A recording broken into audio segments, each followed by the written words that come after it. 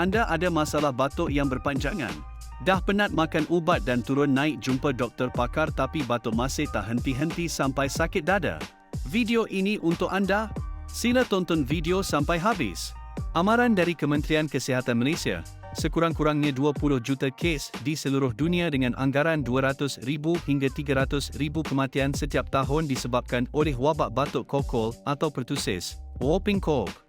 Bermula dengan batuk, gatal dan lama-kelamaan menjadi batuk berulang, paroxysmal, biasanya dalam tempoh 1 hingga 2 minggu dan berlarutan sehingga 1 hingga 2 bulan atau lebih.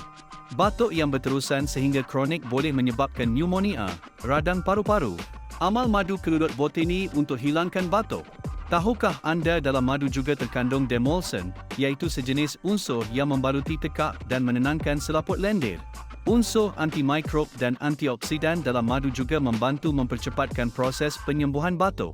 Dalam kajian yang disiarkan di laman web National Library of Medicine pada tahun 2010, madu dianggap memiliki kesan lebih baik berbanding dextromethorphan dan diphenhydramine bagi meredakan batuk semasa malam yang disebabkan jangkitan saluran pernafasan atas.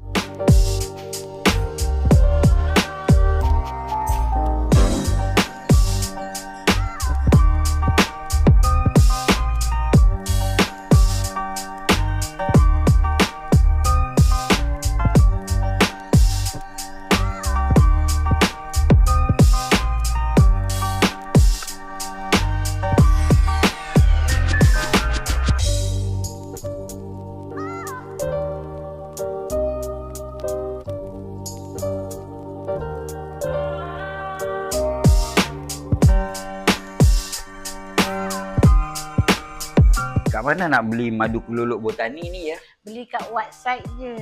Klik link kat bawah.